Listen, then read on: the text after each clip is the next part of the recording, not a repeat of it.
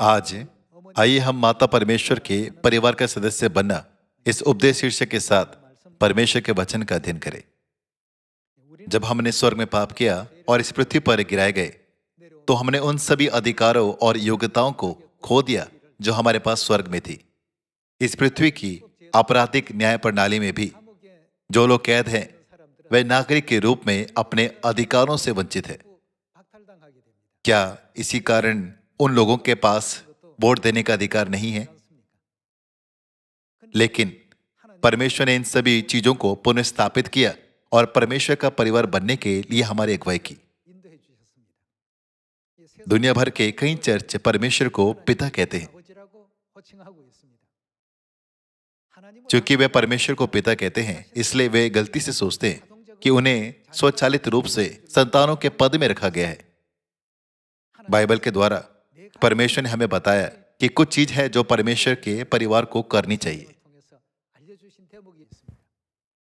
इस तथ्य से ही कि हम परमेश्वर का परिवार बन गए हैं, हमारे पास दुनिया में डरने या ईर्ष्या करने की कोई बात नहीं है। यह इसलिए है क्योंकि हम स्वर्ग के परिवार बन गए हैं जो स्वर्ग के राज्य को वंशागत कर सकते हैं। इस कारण से जो लोग परमेश्वर के परिवार के सदस्य हैं, उन्हें इस पृथ्वी के रीति रिवाजों का पालन नहीं करना चाहिए। परमेश्वर ने इजरायलियों को व्यवस्था क्यों दी? यह उनके लिए था कि वे दुनिया के लोगों के रीति रिवाजों का पालन ना करें। परमेश्वर ने कहा, जब तुम मिस्र देश से कनान देश में प्रवेश करे तो कनानियों के रीति रिवाजों का पालन ना करना। यदि ऐसा हो तो कनानियों के द्वारा स्वर्ग के लोग भ्रष्ट हो जाएंगे। परमेश्वर के प्रति उनका ईमानदार मन अन्य देवताओं के लिए वैश्यावृत्ति करने लगेगा। उनके बीच झूठ बड़े पैमाने पर फैल जाएगा और वे परमेश्वर के विरुद्ध विद्रोह करेंगे और एक दुष्ट जीवन में आत्मसात हो जाएंगे। इसलिए परमेश्वर ने कहा, कभी भी अन्य जातियों के रीति रिवाजों का पालन ना करें, अन्य जातियों की प्रथाओं का पालन ना करें। इसलिए हमें उस मार्ग पर चलना चाहिए जिसका पालन स्वर्ग के लोगों को करना चाहिए। मेरा पड़ोसी उस तरह रहता है, वह हमारा जीवन नहीं है। हम जीवन को परमेश्वर के परिवार के रूप में जीते हैं। आई एम इफिसियों अध्याय 2 आयत 19 पर एक नजर डालें।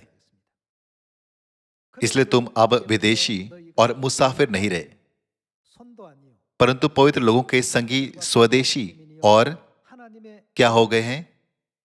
परमेश्वर के घराने के हो गए। इसका मतलब है कि हम परमेश्वर के परिवार के सदस्य हैं। परमेश्वर के वचन के अनुसार यह लिखा है, हम अब विदेशी और मुसाफिर नहीं, परंतु हम स्वर्ग के राज्य के नागरिक और परमेश्वर के परिवार के सदस्य हैं। चूंकि यह कहता है कि अब नहीं रहे, तो हमने यह योग्यता कब प्राप्त की? आइए हम ऊपर की आयत 12 से पढ़े।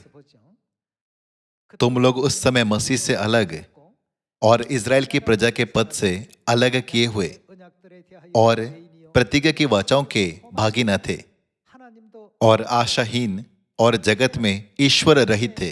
पर अब मसीह यीशु में तुम जो पहले दूर थे, किसके द्वारा? मसीह के लहू के द्वारा निकट हो गए हो। किसी चीज के द्वारा परमेश्वर ने एक ऐसा संबंध स्थापित किया जो हमें उनके करीब लाता है। यह कैसे हुआ? नई वाचा के फंसा मसीह के लहू के द्वारा परमेश्वर ने ऐसा होने दिया। ऐसा होने के बाद हम क्या हैं? अब हम विदेशी और मुसाफिर नहीं रहे, परंतु स्वर्ग के संगी स्वदेशी और परमेश्वर के परिवार के हो गए।